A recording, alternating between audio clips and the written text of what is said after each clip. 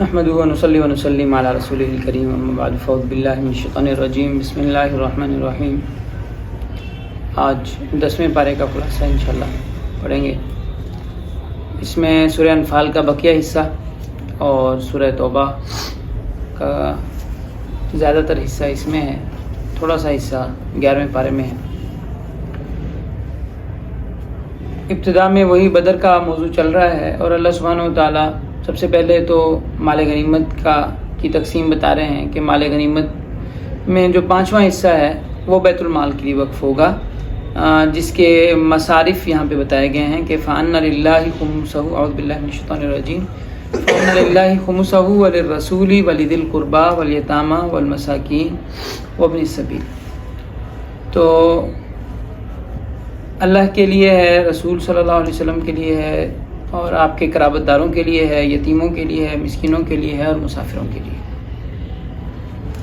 تو یہ جنگ کے 5ویں حصے کا ذکر ہے۔ خمس اس کے علاوہ اور بھی بعض چیزوں سے ہوتا ہے، لیکن یہاں پہ جہاد کے جو خمس ہے اس کا ذکر ہے۔ اس کے بعد جنگ کے میدان کی منظر کشی یہاں پہ کی گئی ہے کہ اللہ سبحانہ و تعالیٰ ارشاد فرماتے ہیں کہ اذا انتم بالعدوۃ الدنیا وهم بالعدوۃ القصویٰ والرکب اسفل منکم، جب صورتحال یہ تھی کہ تم قریب والے کنارے پر تھے، جہاں پہ میدان بننا تھا، جنگ لگنی تھی، اس سے تم قریبی والے علاقے میں تھے، اور جو جن سے جنگ ہونی تھی وہ اپنے گھروں میں بیٹھے ہیں، والرکب اسفل منکم، اور جو قافلہ ہے وہ تمہارے پاس ہے۔ اب لڑائی جو ہے، اب بظاہر صورتحال یہی ہے کہ لڑائی جو ہے نہیں ہوگی اور جو تجارتی قافلہ اس کو گھیر کے لے کے جائیں گے، لیکن اب اللہ سبحانہ و تعالیٰ کی مرضی یہ تھی، منشا یہ تھا کہ پہلی جنگ ہے اور مسلمانوں کی دھاک بیٹھ جائے کافروں پر۔ تو اب ان کو اگر بلا کے لانا ہوتا، اللہ تعالیٰ ارشاد فرماتے ہیں وَلَوْ تَوَاعَدتُّمْ لَاخْتَلَفْتُمْ فِي الْمِيعَادِ، اگر تم آپس میں طے کرنے، تمہیں کہا جاتا نا کہ تم آپس میں ٹائم طے کر لو کہ کب کافروں کا اور مسلمانوں کا جو ہے مقابلہ کس وقت ہوگا، تو کبھی بھی مدت طے نہیں ہوتی۔ مسلمان اپنے حساب سے دیکھتے کہ ہمارے پاس اتنے جو ہے، جب ہمارے پاس اتنی چیزیں ہو جائیں گی، اتنا ہمارے پاس اسباب ہو جائیں گے، پھر مقابلہ کریں گے وغیرہ، یا کافر بھی اسی طرح اپنی جو ہے وہ سیٹنگ کے لحاظ سے دیکھتے۔ تو اللہ تعالیٰ کہتے ہیں اگر تمہیں موقع دیا جاتا نا کہ تم مدت مقرر کرو کہ کب یہ جنگ ہونی چاہیے، تو یہ ٹائم طے نہیں ہوتا، لیکن وَلَٰكِن لِيَقْضِيَ اللَّهُ أَمْرًا كَانَ مَفْعُولًا، لیکن اللہ کا فیصلہ جو اللہ نے کرنا ہوتا ہے وہ کر کے دکھاتے ہیں۔ لِيَهْلِكَ مَنْ هَلَكَ عَن بَيِّنَةٍ، تاکہ جو ہلاک ہو وہ دلیل سے ہلاک ہو، وَيَحْيَىٰ مَنْ حَيَّ عَن بَيِّنَةٍ، اور جو بچے زندہ رہے وہ دلیل کے ساتھ زندہ رہے، وَإِنَّ اللَّهَ لَسَمِيعٌ عَلِيمٌ۔ اور جنگ کی اور باقیات باتوں کا ذکر ہے یہاں پہ کہ یُرِیکَہُمُ اللَّهُ فِی مَنَامِکَ قَلِیلًا، جو اللہ نے جو نیند کا جھونکا دیا ہے صبح کے وقت جنگ سے پہلے مسلمانوں کو، تو اس جنگ میں انہوں نیند کے اندر جھونکے میں ان کو ایسے لگا کہ سامنے جو کافر جو اپنے سے 3 گنا تعداد میں زیادہ ہیں، وہ ایسے لگ رہے ہیں جیسے تھوڑے ہیں، وہ مسلمانوں کو یہ لگا کہ یہ تھوڑے ہیں۔ تو اگر مسلمانوں کو خواب میں یہ زیادہ ہی نظر آتے تو کیا ہوتے، مسلمانوں کا دل جو ہے، ایک آدمی کی ایک طبیعی وہ ہے کہ آدمی دیکھتا ہے اپنے سے زیادہ طاقتور کو دیکھ کے آدمی کیا ہو جاتا ہے، ذہنی طور پہ اس کی جو کانفیڈنس ہے وہ کم ہو جاتا ہے، اعتماد کی کمی ہو جاتی ہے۔ تو اللہ تعالیٰ ارشاد فرماتے ہیں کہ ہم نے تمہارا اعتماد کو کیسے بڑھایا، ہم نے تمہیں ان سے زیادہ طاقتور دکھایا، تمہیں اپنے آپ کو تمہیں جو ہے وہ کم دکھائے۔ اور وَإِذْ يُرِيكُمُهُمْ إِذِ الْتَقَيْتُمْ فِي أَعْيُنِكُمْ قَلِيلًا وَيُقَلِّلُكُمْ فِي أَعْيُنِهِمْ، اب صرف تمہیں وہ کم نظر نہیں آ رہے تھے، ان کو بھی تم کم ہی نظر آ رہے تھے۔ اب ان کو بھی اگر 7 فرشتے نظر آ جاتے کہ اللہ نے اتنے فرشتے بھیج دیے ہیں تو وہ ٹکتے ہی نہیں اور بھاگ جاتے، لیکن اللہ سبحانہ و تعالیٰ نے یہ مقابلہ کروانا تھا تو ان کو دکھایا کہ مسلمان اتنے سے ہیں، ہتھیار کچھ بھی نہیں ہے، ہم نے 2 منٹ لگنے ہیں، بس آدھے گھنٹے کا کام ہے، آدھے گھنٹے میں ہم نے سارے قید وید کر کے باندھ کے لے جانے ساتھ۔ تو لیکن اللہ سبحانہ و تعالیٰ کے جو فیصلے ہیں، اللہ سبحانہ و تعالیٰ کا جو نظام ہے وہ بڑا حیرت انگیز ہے۔ تو اس میں پھر جنگ کے کچھ اصول بتائے گئے ہیں۔ جنگ کے مقابلے کے تلواروں کا جو مقابلہ ہے وہی لازمی نہیں ہے، علمی مقابلہ بھی ہو سکتا ہے اور کوئی اور مقابلہ بھی ہو سکتا ہے۔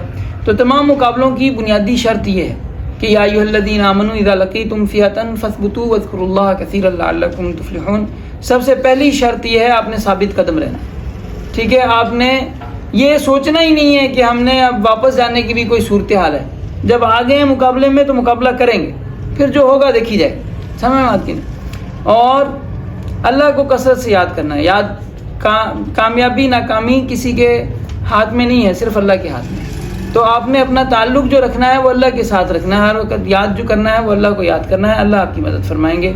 وَأَطِيعُوا اللَّهَ وَرَسُولَهُ، اللہ رسول کی اطاعت کرنی. مقابلہ کسی طرح کا بھی ہے، خاص طور پہ جنگ کے اندر ہے، تو جنگ کے جو اصول ہیں، جو حکمت عملی ہے، جو اللہ نے بتائی ہے، جو نبی صلی اللہ علیہ وسلم نے بتائی ہے، اس کی نافرمانی نہیں کرنی.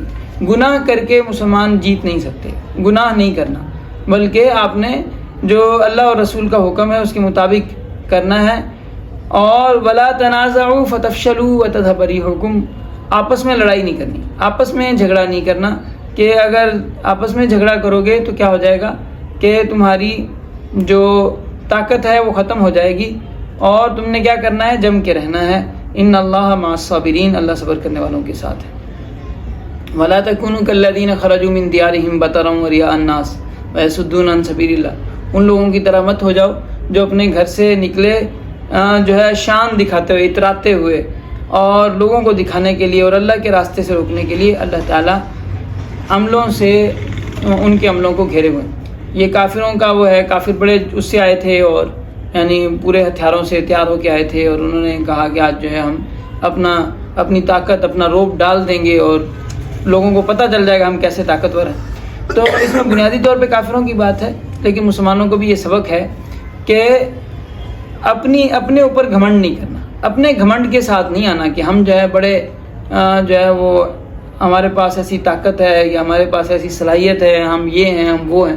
تو اپنے اوپر گھمنڈ نہیں کرنا، بھروسہ اللہ پہ کرنا. البتہ یہ ہے کہ جنگ کے اندر مسلمان مجاہد کو یہ حکم ہے کہ وہاں پہ اپنی کمزوری ظاہر نہیں کرنی. وہاں پہ ہر انسان کے اندر کمزوری ہے، انسان کوئی بھی سپرمین نہیں ہوتا، ہر انسان کے اندر کمزوری ہوتی ہے، لیکن اپنی کمزوری کو ظاہر نہیں ہونے دینا. اور وہاں پہ جنگ کے اندر اترا کے چلنا، اکڑ کے چلنا، اور جو ہے مقابلے کے لیے للکارنا، یہ ایک مستحسن عمل ہے. لیکن اس للکارنے کے باوجود دل کے اندر اپنی شان، اپنی بڑائی نہیں ہونی چاہیے. وہ ایک ظاہری جو ہے وہ جنگی صورتحال ہے، حکمت عملی ہے. دل جو ہے وہ ہر وقت اللہ کے ساتھ جڑا ہونا چاہیے، اللہ کے ساتھ تعلق ہونا چاہیے کہ یا اللہ تیری مدد ہے، تیرے حوصلے پہ، تیرے سہارے پہ، یا اللہ تیری امید پہ ہم جا رہے ہیں، یا اللہ ہم کچھ نہیں کر سکتے، یا اللہ جو کرتا ہے وہ تو کرتا ہے. تو یہاں پہ ذکر ہے کہ شیطان نے ان کے لیے بڑا مزین کر دیا تھا، اور اس نے کہا تھا کہ آج جو ہے تم پہ کوئی غالب نہیں آ سکتا. اور جب لشکروں کا آمنا سامنا ہوا، اس نے فرشتے دیکھے تو وہاں سے پیٹھ پھیر کے بھاگا.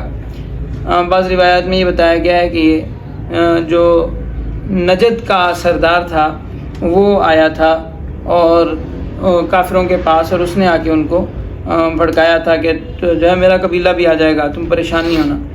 شیطان جو ہے وہ نجد کے سردار کی اس کی شکل میں آیا تھا. تو لیکن یہ کہ جب اس نے دیکھا کہ فرشتے آئے ہوئے ہیں تو وہاں سے بھاگ گیا.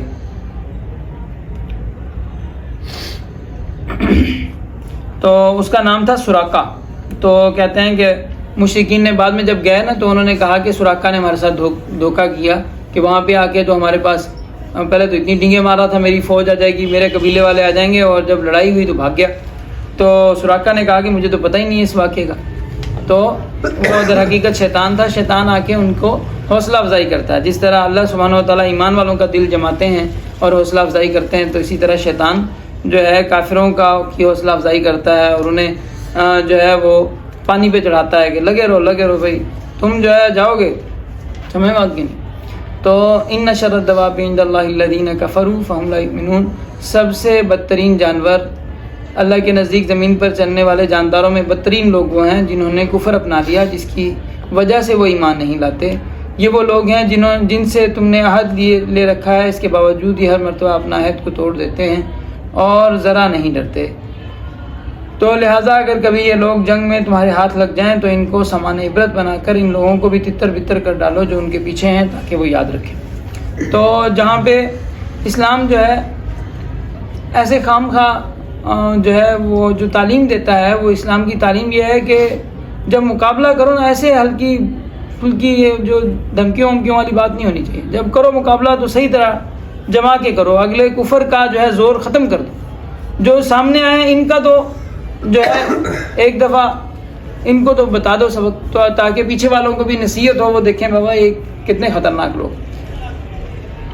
تو وَأَعِدُّوا لَهُم مَّا اسْتَطَعْتُم مِّن قُوَّةٍ، جتنی قوت تم جمع کر سکتے ہو جمع کرو. وَمِن رِّبَاطِ الْخَيْلِ، گھوڑوں کے جو استبل ہیں وہ تیار کرو، اور چھاونیاں تیار کرو کہ جس کے ذریعے تم اللہ کے دشمنوں کو اور اپنے دشمنوں کو ڈراؤ.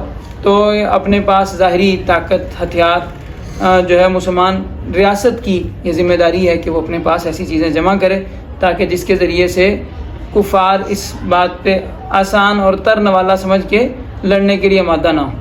تو اپنے پاس ہتھیار ہونے چاہیے ایسی جن کے ذریعے دشمن پر روک ہو، اور یہ نہیں کہ صرف رکھے ہی ہوں، استعمال کبھی کرنا ہی نہیں ہے. تو جب کبھی دشمن سے مقابلہ ہو تو پھر استعمال بھی کرنے چاہیے. اس میں آپ صلی اللہ علیہ وسلم کو یہ ارشاد ہے وَإِن جَنَحُوا لِلسَّلْمِ فَاجْنَحْ لَهَا وَتَوَكَّلْ عَلَى اللَّهِ، اگر وہ صلح کے لیے آمادہ ہوں تو آپ بھی صلح کر لیں اور اللہ پر بھروسہ کریں.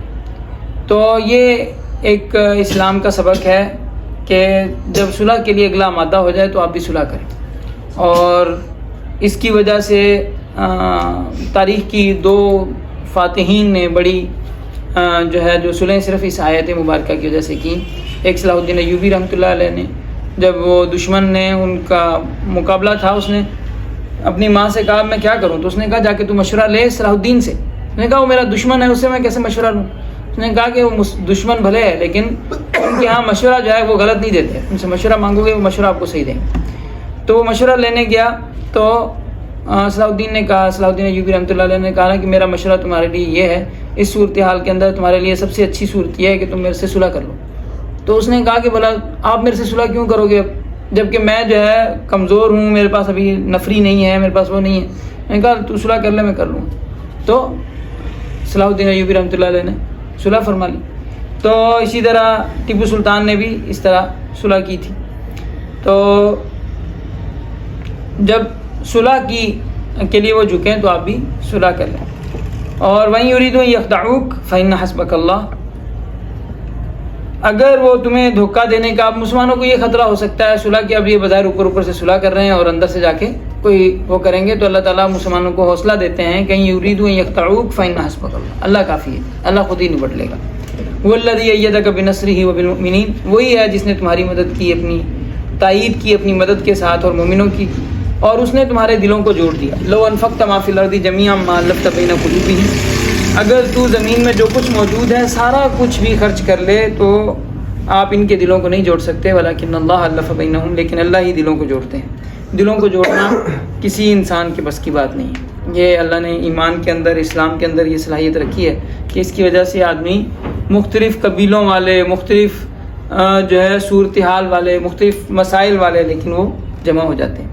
ہمارے آج کی جو صورتحال ہے، آج جس طرح ہم آپس میں جو ہے الگ الگ ہیں، خاص طور پہ دیوبندی، بریلوی اور اہل حدیث حضرات، تو اسی طرح پوری دنیا کے اندر جو مسلمان ہیں تو ان کو بھی آپس میں جڑنا چاہیے. آپس میں ہمارے جو اختلافات ہیں اتنے بڑے اختلافات نہیں ہیں. جو دوسری طرف جو کفر کا جو اختلاف ہے وہ بہت بڑا اختلاف ہے، جو بے دینی کا سیلاب ہے وہ بہت بڑا سیلاب ہے.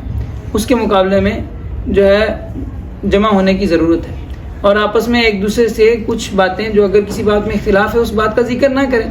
جو لوگ مثلا بریلوی حضرات ہیں وہ بریلوی علماء سے مشورہ لیں، ان سے اپنا مسئلہ پوچھیں. دیوبندی حضرات ہیں دیوبندی علماء سے مشورہ لیں. اہل حدیث حضرات ہیں اہل حدیث علماء سے مشورہ لیں. لیکن آپس میں جو ہے، کیونکہ ہمارے اتفاقیات زیادہ ہیں، اختلافیات زیادہ نہیں ہیں. ہم عقائد میں ایک ہیں، ہم اللہ کو مانتے ہیں، اللہ کے نبی کو مانتے ہیں، اور نبی صلی اللہ علیہ وسلم سے کی سنتوں کو، آپ کے صحابہ کو، آپ کی زندگی کو جو ہے ہم اس کے اوپر پورا ایمان رکھتے ہیں. تو خاص طور پہ ہمیں آپس میں جڑنے کی ضرورت ہے. اور دین کا جوڑ ہی ایسا جوڑ ہے کہ جس کے اوپر آدمی جڑ سکتا ہے، اور دین کی بنیاد کے اوپر آدمی جڑتا ہے. اور اللہ سبحانہ و تعالیٰ ایسے ہی مستحکم جوڑ عطا فرما دیتے ہیں کہ دنیا کی یہ پیسوں سے نہیں جڑ سکتا. آدمی کوئی کہے کہ جناب میرے پاس اتنے پیسے ہوں گے اور جو ہے میں اتنے پیسے دوں گا لوگوں کو تو لوگ پیسے کے ساتھ میرے ساتھ جڑ جائیں گے، تو پیسوں کے ساتھ لوگ نہیں جڑتے. جڑنے کے لیے دین بنیادی چیز ہے. دین اگر بنیاد ہے تو لوگ جڑیں گے، اور مسلمان جڑ سکتے ہیں، مسلمان اتحاد کر سکتے ہیں، مسلمانوں کی نشت ثانیہ ہو سکتی ہے.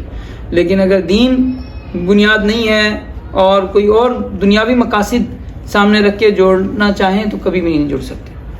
تو یہ نبی صلی اللہ علیہ وسلم کو اللہ تعالیٰ ارشاد فرماتے ہیں کہ ہم نے ایسے کو جوڑ دیا جن کی 100 سال کی آپس میں دشمنیاں تھیں. اوس اور خزرج ان کو لڑا کے یہودی جو ہے وہ تماشا دیکھتے تھے. یہودیوں کا کام تھا, ایک نے اوس کے ساتھ جو ہے وہ حلیف تھے, ایک خزرج کے ساتھ حلیف تھے. یہ ہتھیار بھی بناتے تھے. ان کا کام شروع سے یہودیوں کا کام ہے ہتھیار بنا کے بیچنا, سود دینا.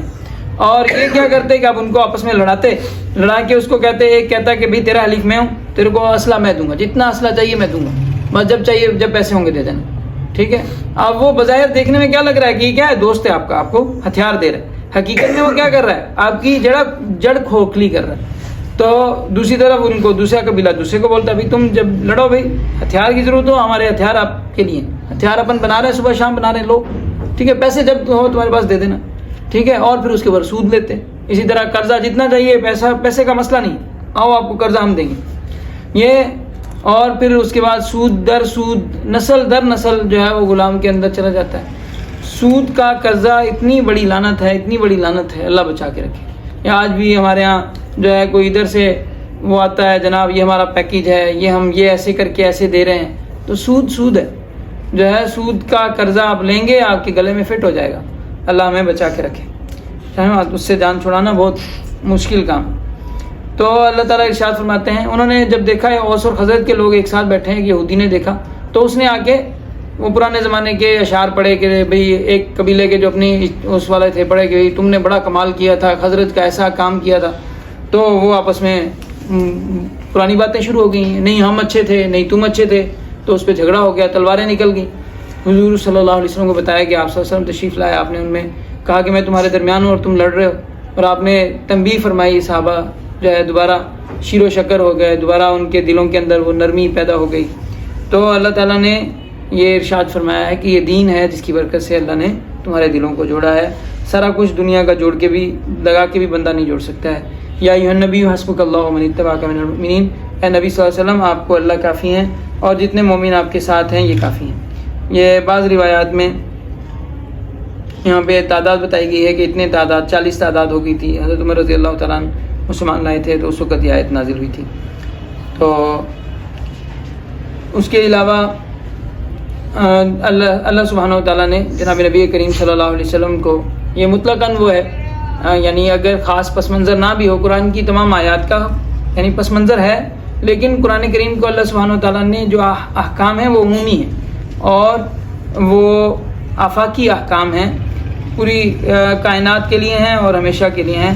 اے نبی صلی اللہ علیہ وسلم جو آپ کے ساتھ مومن موجود ہے نا بس کافی ہے, سنا کہ نہیں, اللہ کافی ہے اور جو مومن کا ساتھ ہیں. تو آدمی کو یعنی تعداد بڑھانے کی فکر میں لگنا یہ جو ہے ذمہ داری نہیں ہے, تعداد بڑھانے کی ذمہ داری نہیں ہے.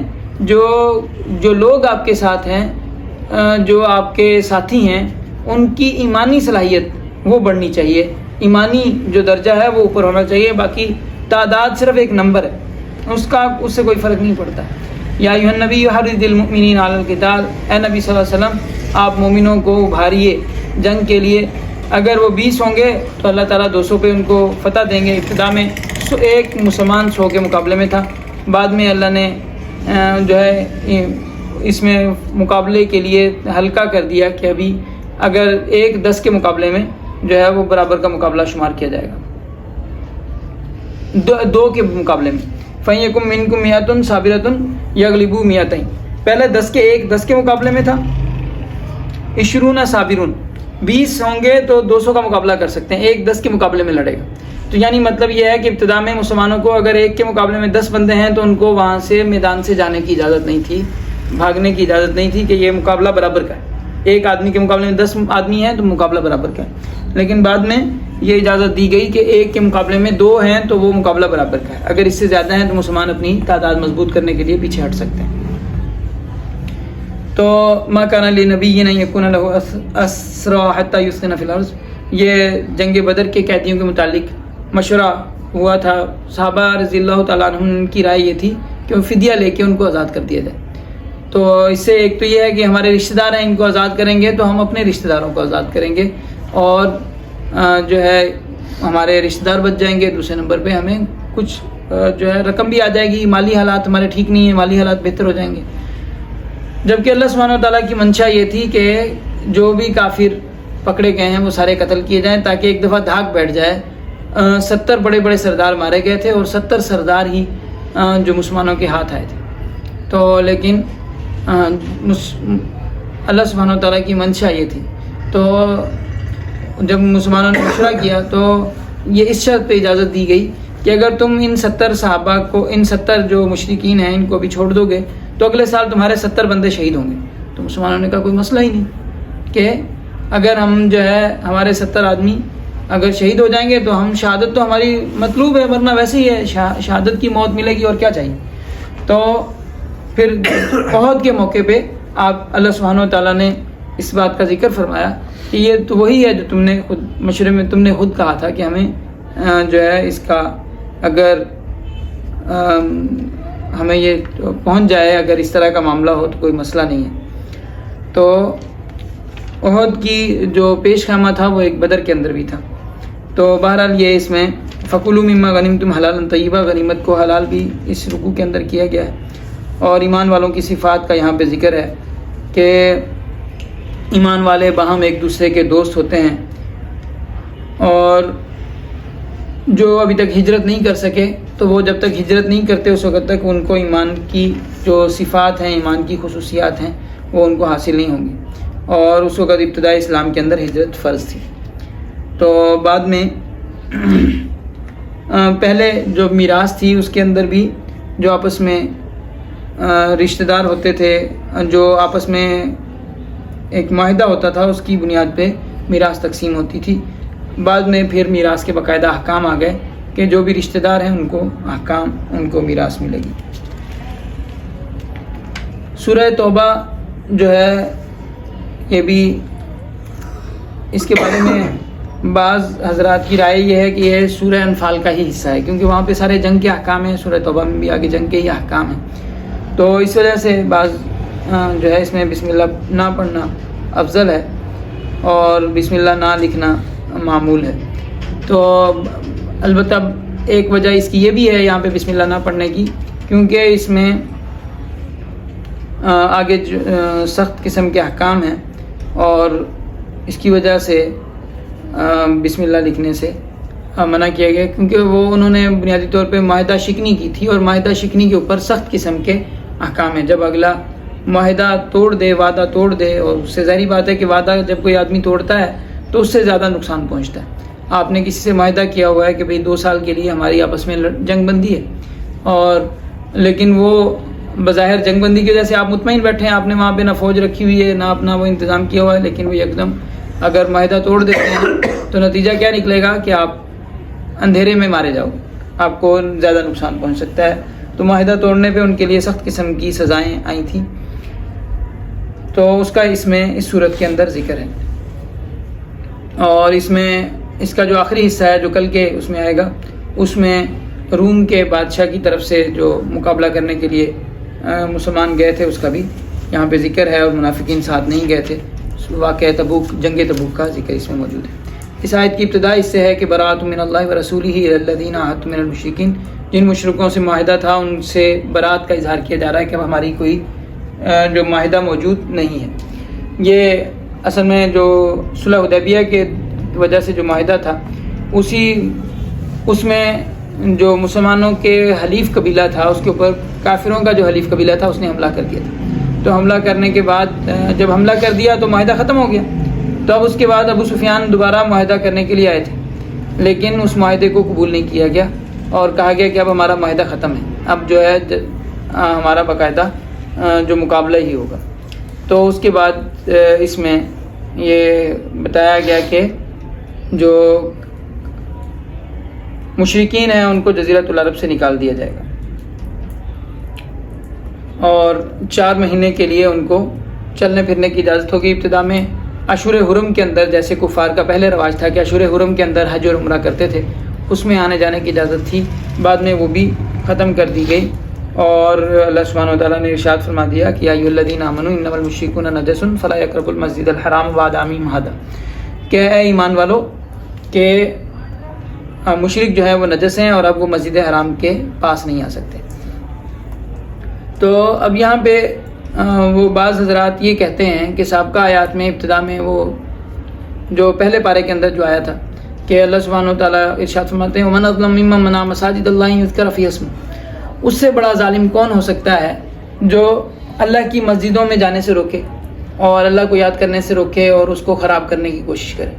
تو وہ لوگ ایسے ہیں کہ انہیں چاہیے کہ انہیں ڈرنا چاہیے کہ وہ اس جگہ میں مسجد میں جانے سے ان کو ڈرنا چاہیے۔ اور تو انہوں نے کہا کہ جب وہاں پہ اللہ سبحانہ وتعالیٰ نے خود کہا ہے کہ مسجد میں جانے سے نہیں روکنا چاہیے، تو یہاں پہ مسجد میں جانے سے کیوں روکا گیا؟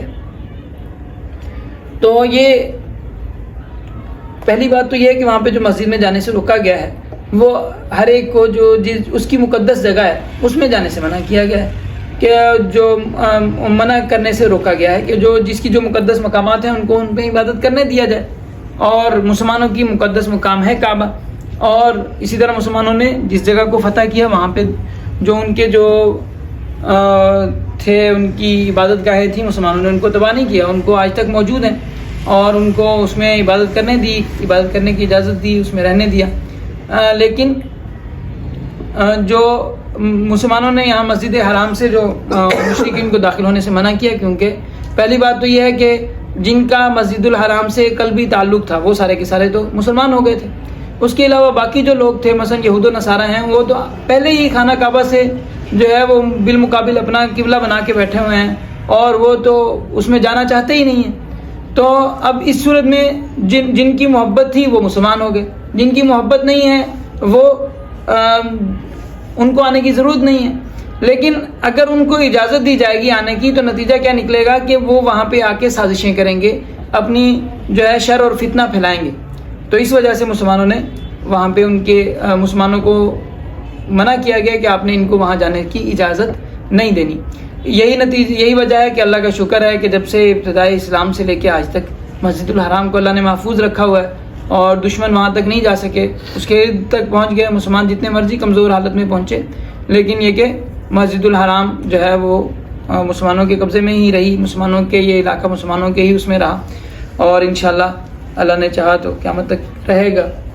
قیامت کے قریب ایک کسی سفیانی کا ذکر ہے کہ وہ آ کے تباہ کرنے کی کوشش کرے گا، باقی اللہ سبحانہ وتعالیٰ نے اس کی حفاظت فرمائی ہے۔ تو یہ ایک سیاسی حکم ہے، اور البتہ یہاں پہ ایک تھوڑا سا علماء میں اختلاف ہے۔ حنفیہ کے ہاں عام مسجدوں کے اندر ضرورت کے وقت کافر کو آ سکتا ہے، جب وہ اس کے اور گندگی وغیرہ نہ لگی ہوئی ہو تو وہ آ سکتا ہے، کوئی کام کروانا ہے، مسجد کا کام کروانا ہے، کوئی اور ضروریات ہیں ان کی وجہ سے وہ آ سکتا ہے۔ البتہ بعض علماء دوسرے علماء نے اس آیت مبارکہ کی وجہ سے دوسری مساجد میں جانے کی بھی اجازت ان کو نہیں دیتے، اور وہ کہتے ہیں کیونکہ المساجد بنات الکعبہ، مسجدیں کعبہ کی بیٹیاں۔ تو بہرحال یہ فروعی مسائل میں سے ہے، یہ کوئی بڑا مسئلہ نہیں ہے، تو ہر کوئی اپنی اس کے مطابق جو ان کو سمجھ میں آتا ہے اس کے مطابق وہ فیصلہ کر سکتے ہیں۔ سیاسی ایک صورتحال ہے جو کہ اس کے علاوہ یہاں پہ اس بات کا حکم ہے،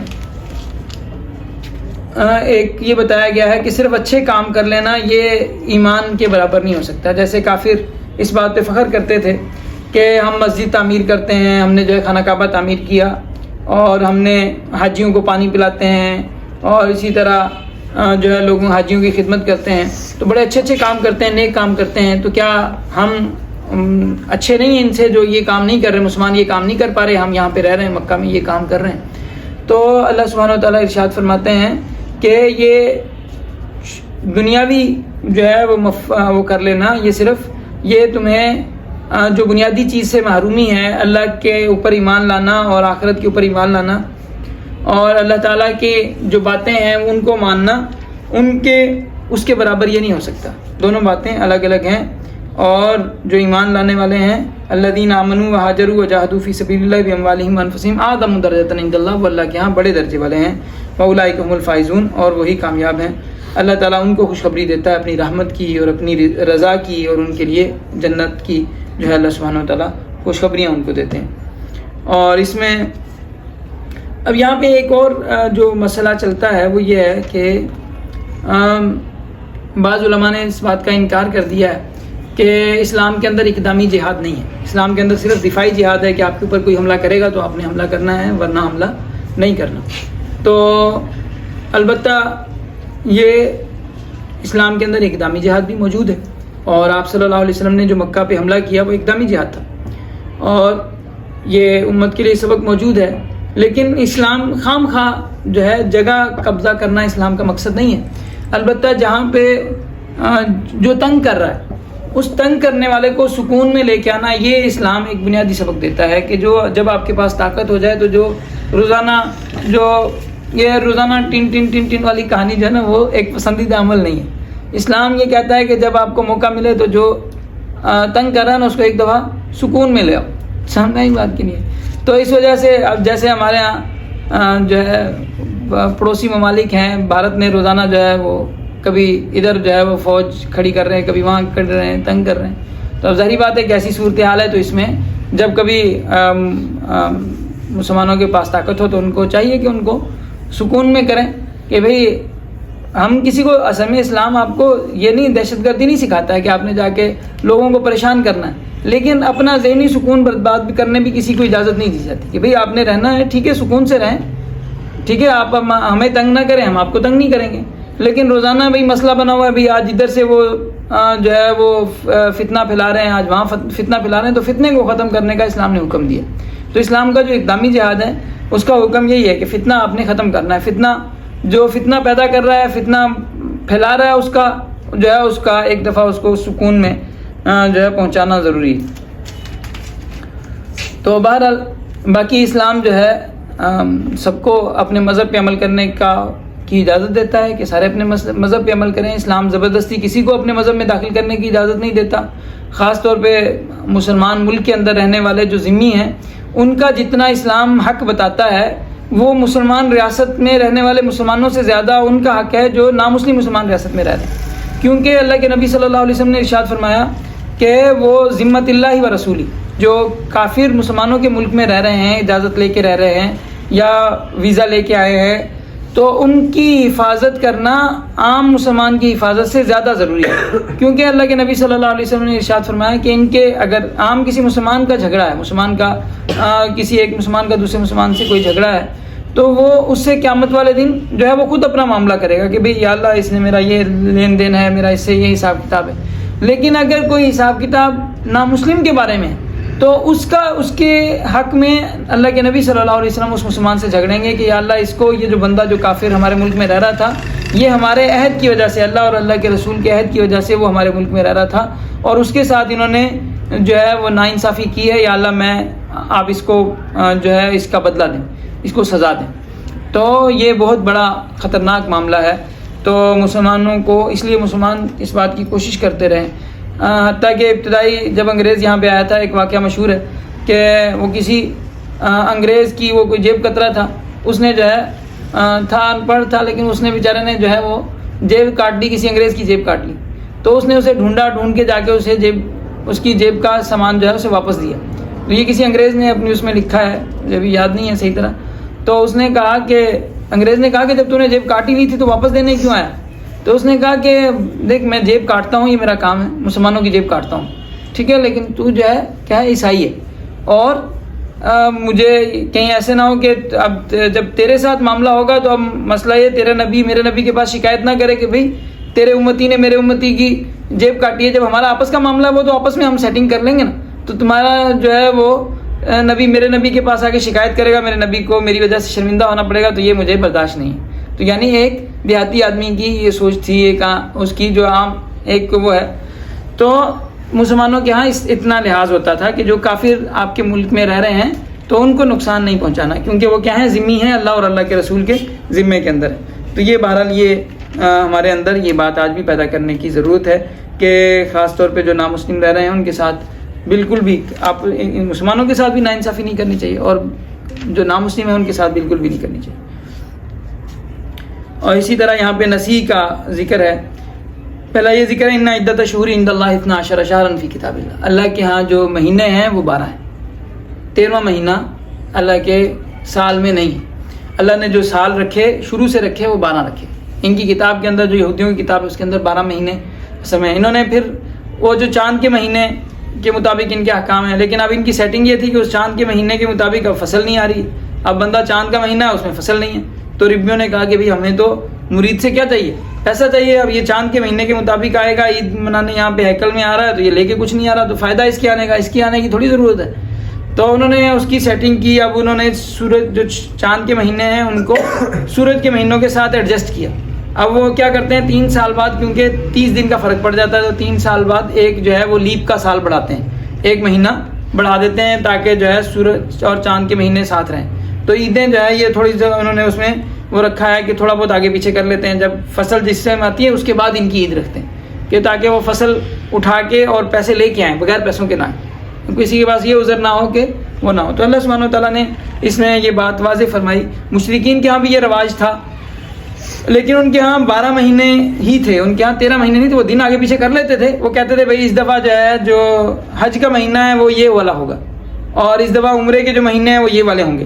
یہ اس طرح آگے پیچھے وہ کر لیتے تھے، لیکن مہینے 12 ہی رکھتے تھے. 12 کو جو 13 کیا وہ یہودیوں نے کیا، وہ آج بھی کیا ہوا انہوں نے. اور ان کے ہاں لیپ کا سال کہلاتا ہے. اس میں ادار ون جو ہے وہ داخل کرتے ہیں. وہ لیپ کے سال میں جو پیدا ہوتا ہے پھر اس کی برتھ ڈے بھی 3 سال بعد مناتے ہیں. 4 سال بعد اس کی برتھ ڈے آتی ہے، کیونکہ وہ 3 سال بعد وہ مہینہ آتا ہے، 3 سال کے دوران وہ مہینہ نہیں ہوتا. تو انہوں نے چاند کے مہینوں کو اس میں کر دیا. اور یہ اس کو یہ نسی کہتے ہیں کہ یہ لیٹ کر دینا. یہ والا مہینہ بھی اس دفعہ بعد میں آئے گا. میں اس دفعہ ہماری لڑائی چل رہی ہے، اس وجہ سے ابھی جو ہے یہ والا مہینہ ہم نے لیٹ کر دیا. تو اب یہ اللہ تعالیٰ ارشاد فرماتے ہیں انما النسیء زیادۃ فی الکفر یضل بہ الذین کفروا یحلونہ عاما ویحرمونہ عاما. ایک مہینے کو حلال کرتے ہیں، ایک مہینے کو حرام کرتے ہیں. لیواطئوا عدۃ ما حرم اللہ، تاکہ وہ اللہ کی حرمت حرام کردہ مہینوں کی جو ہے وہ ان کی گستاخی کرے. تو فیحلوا ما حرم اللہ، تو ان کے بس گنتی پوری کر لیں. مطلب گنتی پوری کر لیتے کہ 4 مہینے اللہ نے حرام مانے ہیں، تو 4 مہینے ہم جو ہے وہ حرام رکھیں گے. تو وہ انہوں نے اپنی مرضی کی سیٹنگ کی ہوئی تھی. انہوں نے بھی کی ہوئی ہے اپنی مرضی کی، کہ اپنی مرضی سے وہ جو عیدیں ہیں وہ اس وقت میں رکھتے ہیں. یا تو آپ جو ہے وہ سردی والی فصل اٹھائیں گے یا گرمی والی فصل اٹھائیں گے، یا 2 ماہی فصل جو ہے وہ اٹھانے کا جب وقت ہے تو اس کے حساب سے ان کی عیدیں. تو اس میں اس کا بھی ذکر ہے جو مسلمانوں نے غزوہ حنین کا ذکر ہے کہ غزوہ حنین کے موقع پہ مسلمان اس دن بڑی تعداد میں تھے. اور مسلمان اس دن اس میں تھے کہ ہم جو ہے آج ہم تعداد کی وجہ سے نہیں ہاریں گے. آج جو ہے طائف کے اوپر جب حملہ کرنے گئے مکہ فتح کرنے کے بعد، تو مسلمانوں کی تعداد کئی گنا زیادہ تھی. تو اللہ سبحانہ و تعالیٰ اس وقت مسلمانوں نے کہا کہ بھئی آج جو ہے ہم طاقت کی وجہ سے، ہماری طاقت میں کوئی مسئلہ نہیں ہے، آج ہم جیت جائیں گے. لیکن اس وقت انہوں نے ایسا حملہ کیا کہ مسلمانوں کے پاؤں اکھڑ گئے. تو پھر آخر میں اللہ سبحانہ و تعالیٰ کی مدد سے ہی وہ لوگ جیتے. اور آپ صلی اللہ علیہ وسلم کے ساتھ جو قریبی لوگ تھے وہ ایمان والے آ کے جمع ہوئے. 80 صحابہ آ کے جمع ہوئے، اور پھر آہستہ آہستہ مسلمان دوبارہ واپس آئے اور مسلمانوں کو فتح عطا ہوئی. تو اس کا ذکر ہے کہ اللہ نے تمہیں بہت ساری جگہوں پہ تمہاری مدد کی. اور حنین کے دن جب تمہیں تمہاری کثرت نے تعجب میں ڈال دیا تھا، لیکن وہ تمہاری کثرت تمہارے کسی کام نہیں آئی. پھر اللہ نے اپنی سکینہ، اپنا سکون تمہارے اوپر اتارا، اور اللہ سبحانہ و تعالیٰ نے تمہیں نواز دیا. تو جو فتح ملتی ہے، جو کامیابی ملتی ہے، وہ اللہ کی مدد سے ملتی ہے. ہماری جو صلاحیتیں ہیں، ہماری طاقتیں ہیں، جو ہمارے پاس جو کچھ اسباب ہیں، ان کی وجہ سے ہم نہیں فتح پاتے. وہ اسباب جمع کرنے کا حکم اپنی جگہ پہ ہے، لیکن جو فتح ہے وہ اللہ کے خزانوں سے ہے. یہود و نصارہ کی جو برائیاں ہیں ان کا ذکر ہے کہ یہودی عزیر کو اللہ کا بیٹا مانتے ہیں، اور عیسائی جو ہے حضرت عیسیٰ کو اللہ کا بیٹا مانتے ہیں. اور یہ ان کے منہ کی بات ہے. انہوں نے اپنے احبار کو اور اپنے رہبان جو راہب ہیں ان کو اللہ کا شریک بنا لیا ہے، اور ان کے بتانے پہ یہ مسائل اور دین کو تبدیل کر لیں. جہاد کا ذکر ہے کہ انفروا خفافا وثقالا وجاہدوا باموالکم وانفسکم فی سبیل اللہ. ہلکے ہو یا بوجھل اللہ کے راستے میں نکلو. اور اسی طرح اس میں آپ صلی اللہ علیہ وسلم کے سفر کا ذکر ہے. اللہ تنصروا، اگر کوئی بھی اللہ کے رسول کی مدد نہ کرے، فقد نصرہ اللہ، تو اللہ نے حضرت جناب نبی کریم صلی اللہ علیہ وسلم کی اس دن مدد کی تھی. اذ اخرجہ الذین کفروا، جب کافروں نے ان کو نکال دیا تھا، ثانی اثنین، وہ دونوں غار میں تھے، اذ ہما فی الغار اذ یقول لصاحبہ، جب وہ اپنے ساتھی کو کہہ رہے تھے کہ لا تحزن ان اللہ معنا، پریشان ہونے کی ضرورت نہیں، اللہ ہمارے ساتھ ہے۔ تو یہ غار ثور میں جو آپ صلی اللہ علیہ وسلم نے رات گزاری اور اللہ نے دشمنوں کو سے آپ صلی اللہ علیہ وسلم کی حفاظت فرمائی۔ حضرت صدیق اکبر جو اس سفر میں آپ صلی اللہ علیہ وسلم کے ساتھی تھے، ان کا قرآن کے اندر ذکر ہے۔ اور جنگ کے موقع پہ جو کافر بہانوں سے اجازت لیتے ہیں اور مقصد صرف اور صرف جنگ سے بچنا ہوتا ہے، تو ان کی مذمت ہے۔ اور یہ بتایا جا رہا ہے کہ جو اجازت لیتے ہیں وہ آپ سے جو ایمان والے ہیں وہ اجازت نہیں لیتے، وہ آپ کے ساتھ جم کے کھڑے ہوتے ہیں، اور جو اجازت لیتے ہیں وہ لوگ ہیں جو اللہ پر، آخرت کے دن پر ایمان نہیں رکھتے اور ان کے دلوں میں شک ہے۔ تو اس میں منافقوں کی بہت ساری واقعات مذکور ہیں کہ قسمیں کھاتے ہیں کہ وہ آپ میں سے ہیں لیکن وہ آپ میں سے نہیں ہیں، اور وہ ایسی بات کر جاتے ہیں، پھر وہ قسمیں کھاتے ہیں، وہ کہتے ہیں ہم نے ایسا نہیں کہا، حالانکہ انہوں نے ایسا کہا ہے۔ اور اس میں جو صدقات کی، زکوٰۃ کے جو جگہ ہیں جہاں پہ زکوٰۃ خرچ کی جاتی ہے، ان کا ذکر ہے کہ زکوٰۃ فقیروں کو دی جاتی ہے۔ فقیر جسے پاس تھوڑا بہت مال ہو، اور مسکین جس کے پاس کچھ بھی نہ ہو، یا اس کے برعکس، اور جو زکوٰۃ جمع کرنے والے ہیں، اور اسی طرح جن کے دل کو جوڑنا مقصود ہے، جو کافر ہیں اور ان کو مقصود ہے کہ ان کو زکوٰۃ دیں گے اور وہ ایمان کے قریب ہو جائیں گے۔ تو حضرت عمر رضی اللہ تعالیٰ عنہ نے مؤلفۃ القلوب کو منع فرما دیا تھا۔ بعض علماء کہتے ہیں، بعض علماء کے نزدیک بعد میں بھی اگر اس طرح کی صورتحال ہو اور مؤلفۃ القلوب کو پھر زکوٰۃ دی جا سکتی ہے۔ البتہ جمہور کے ہاں مؤلفۃ القلوب کی اب جو ہے وہ دلداری کے لیے زکوٰۃ دینا کی اجازت نہیں ہے۔ البتہ اب جو مؤلفۃ القلوب کا مطلب ہے وہ یہ لیا گیا ہے کہ جو لوگ نئے اسلام قبول کرتے ہیں تو ان کو زکوٰۃ دینا، خاص طور پہ کیونکہ وہ اپنا سب کچھ، گھر بار، قوم، قبیلہ، سب کچھ چھوڑ کے آئے ہوتے ہیں، اور ان کو دوبارہ سیٹ ہونے کے لیے ضرورت ہوتی ہے، تو ان کو زکوٰۃ دی جا سکتی ہے، اور تاکہ وہ پہلے جیسی حالت پہ، جیسے وہ ایمان سے پہلے ان کی اپنے خاندان کے ساتھ مل کے جیسے وہ تھے ویسے ہو جائیں، تو ان کے ساتھ تعاون کیا جا سکتا ہے۔ غلاموں کو آزاد کرانے میں، قرضے چھڑانے میں، قرضہ ہے کسی کے اوپر اتنا زیادہ قرضہ، اس کو زکوٰۃ دی جا سکتی ہے۔ اور اللہ کے راستے میں جہاد کے لیے گیا ہوا ہے، اس کو زکوٰۃ دی جا سکتی ہے۔ ویسے ہی مسافر ہے، اپنے کسی کام سے، تجارت کے لیے کوئی گیا ہے، مسافر ہے، لیکن وہاں پہ اب اس کے پاس پیسے نہیں، تو اسے زکوٰۃ دی جا سکتی ہے۔ تو اس منافقوں کا ذکر ہے کہ جو ہمارے مدارس کے جو بچے ہوتے ہیں مسافر ہوتے ہیں کم از کم، اور کوئی بات نہ ہو، نہ بھی وجہ ہو، تو کم از کم مسافر ہوتے ہیں، جس کی وجہ سے وہ زکوٰۃ کے مستحق ہوتے ہیں۔ تو البتہ یہ کہ جو قریبی رشتہ دار ہیں ان کو سب سے پہلے تو زکوٰۃ کا جو حقدار ہیں، جو قریبی رشتہ دار وہ ہیں، اور اس کے بعد پھر جو یہ ادارے ہیں یہ چل رہے ہیں، یہ بھی ظاہری بات ہے کہ مسلمانوں کے رشتہ دار ہیں، اور مسلمانوں کا حق بنتا ہے کہ ان اداروں کو سپورٹ کریں۔ منافقوں کا ذکر ہے کہ منافق جو ہے نا آپس میں ایک دوسرے کے ساتھ ہوتے ہیں، اور ایمان والوں کے وہ ساتھ نہیں ہوتے، اور اللہ نے ان کے لیے سخت سزاؤں کا انتظام کیا ہے۔ اور کیا ان کے پاس خبر نہیں آئی ان لوگوں کی جو ان سے پہلے تھے، قوم نوح، قوم عاد، قوم سمود، قوم ابراہیم، اصحاب مدین والمؤتفقات۔ تو اب یہاں پہ پہلے قوم نوح کا ذکر ہے، اس کے بعد عاد کا ذکر ہے۔ قوم عاد بظاہر جو یمن کے علاقے کے اندر آباد تھی، یمن، اور یہ پورا علاقہ جو یمن سے لے کے اور دبئی تک کا جو علاقہ ہے، اس پورے علاقے کے اندر قوم عاد آباد رہی ہے، اور عاد اول۔ اور جو سمود ہے، قوم سمود، وہ شام کے علاقے کے پاس جو بارڈر ہے، جس میں آپ صلی اللہ علیہ وسلم تبوک کے موقع پہ جہاں سے گزرے تھے، مدائن صالح، وہ جگہ وہاں پہ قوم سمود ہے۔ اور اسی طرح قوم ابراہیم، حضرت ابراہیم علیہ السلام کی قومیں دو ہیں۔ پہلی قوم وہ ہے جو میسوپوٹامیہ کے اندر حضرت ابراہیم علیہ السلام کی قوم تھی، اور اس کے بعد دوسری قوم وہ ہے جو آپ حضرت ابراہیم علیہ السلام جب سعودی عرب تشریف لے آئے تو سعودی عرب کے علاقے میں جو آپ کی قوم تھی۔ اور حضرت ابراہیم علیہ السلام نے جو قیام فرمایا، جو حضرت ابراہیم علیہ السلام کی رہائش تھی، وہ سعودی عرب میں تھی، نہ کہ فلسطین میں۔ اور اس کے بعد اصحاب مدین کا ذکر ہے۔ اصحاب مدین یعنی جو حضرت شعیب علیہ السلام کی قوم تھی، تو اصحاب مدین وہ بھی یہاں پہ عمان اور یہاں سے عمان کا علاقہ اور قطر کا علاقہ، یہاں سے لے کے مدینہ تک کے علاقے میں وہ لوگ آباد تھے. کچھ لوگ ایمان لے آئے اور باقی لوگ جو ہے وہ ان کے اوپر عذاب آیا تھا. اور اس کے علاوہ اس کے بعد ہے والمؤتفقات، الٹی ہوئی بستیاں.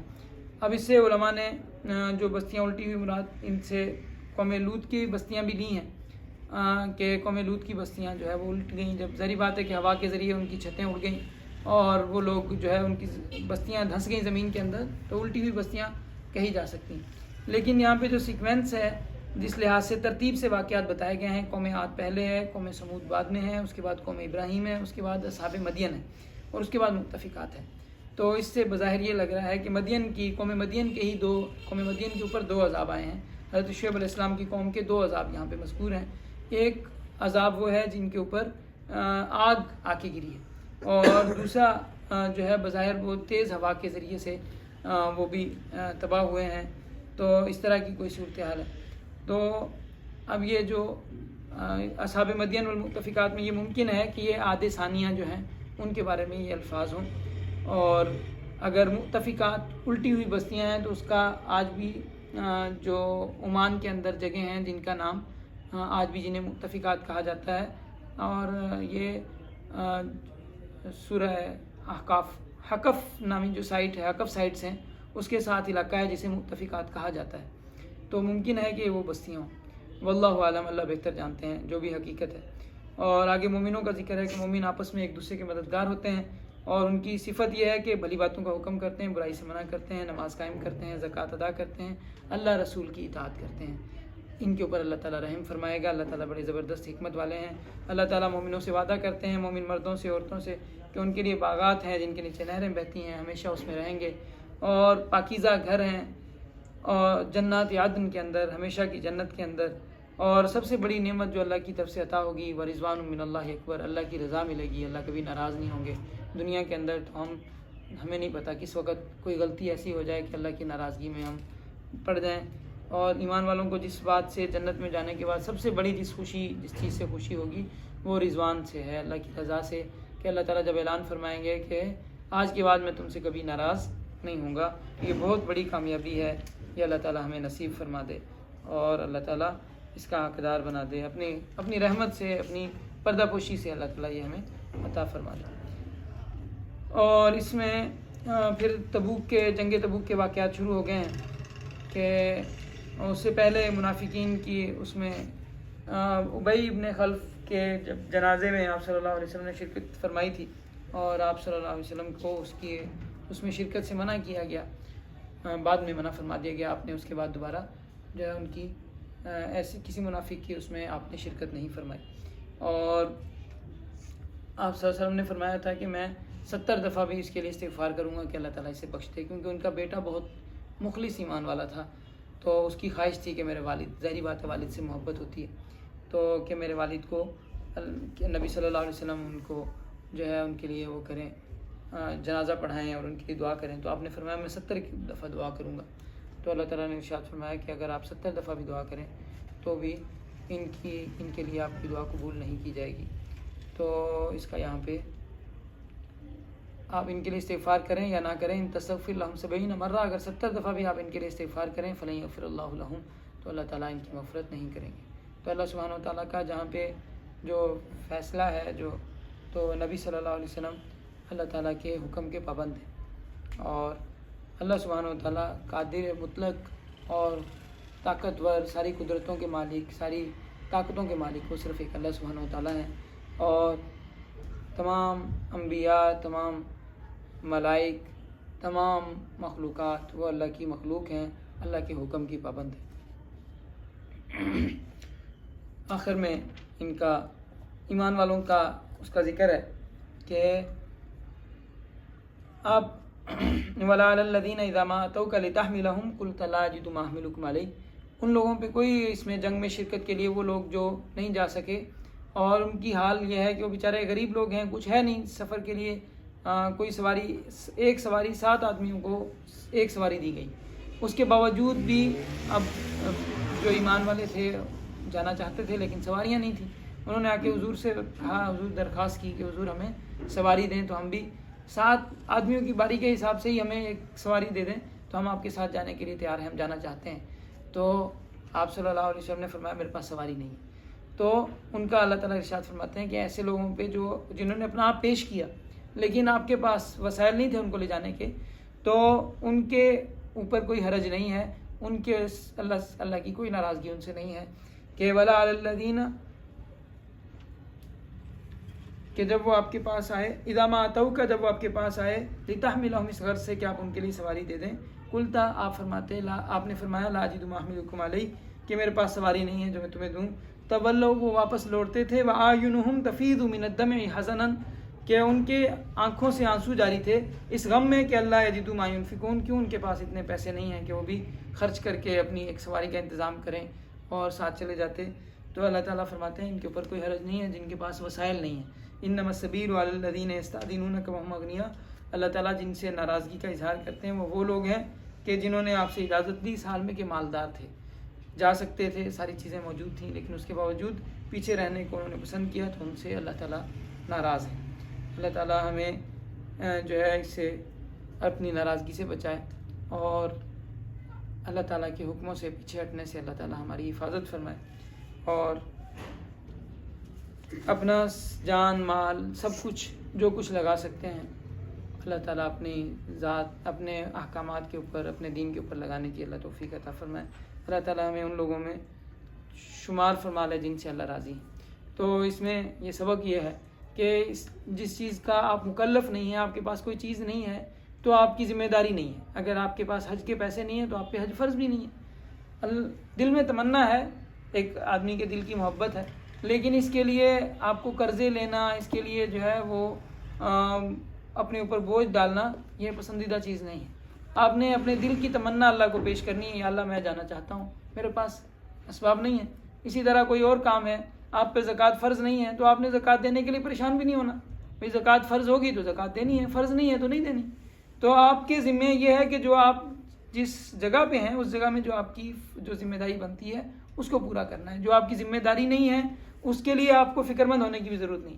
مثلا اللہ نے اسی طرح حکومت ہے, مثلا ہمارے بہت سارے لوگ صرف اس پہ پریشان ہیں کہ بھئی ہمیں حکومت ملے تو ہم جو ہے اللہ تعالیٰ کے احکام نافذ فرمائیں گے. تو بہت اچھی بات ہے, دل کے اندر کڑن ہونی چاہیے, لیکن جب تک آپ کو ذمہ داری نہیں ہے اس وقت تک آپ کے اوپر فرض بھی نہیں ہے. جو چیز جب آپ کی جتنی استعداد ہے آپ کو اس کے لیے اس کے مطابق آپ نے دین پہ چلنا ہے. دین اللہ نے آسان رکھا ہے, دین آسان ہے. جو آپ کی ذمہ داریاں ہیں جس درجے میں ہیں, آپ جو ہے ہمارے لوگ اس بات کے لیے تو پریشان ہیں کہ بھئی ہم جا کے حکومت کے اوپر دین قائم کریں, لیکن اپنی ذات کے اوپر اپنا جو 6 فٹ کا جسم ہے اس کے اوپر دین نافذ کرنے کے لیے تیار نہیں ہے. میرا جو 6 فٹ کا جسم ہے اس میں اللہ کے حکم کتنے پورے کر سکتا ہوں, نبی صلی اللہ علیہ وسلم کے طریقے کتنے پورے کر سکتا ہوں. میرا جو گھر ہے, میرے گھر والے ہیں, میرے بچے ہیں جو میری بات مانتے ہیں, ان کو میں کتنا دین پہ چلا سکتا ہوں, ان کو میں کتنا چلاتا ہوں. یہ میں نہ کروں اور یہاں پہ ان کو جو ہے 2 نمبری سکھاؤں اور باتیں کروں. جو ہے وہ پنجابی میں ایک محاورہ ہے کہ باتیں جو ہے وہ بڑی بڑی کریں اور جو ہے گنے جا کے غریبوں کے توڑے, تو یہ بات مناسب نہیں. اللہ تعالیٰ ہمیں جتنے انسان جو مکلف ہے وہ اس بات کا ہے کہ جس کی آپ کے اندر طاقت ہے, جس کی طاقت نہیں اس کے آپ مکلف بھی نہیں. اللہ تعالیٰ ہمیں پورے دین پہ عمل کرنے کی توفیق عطا فرمائے.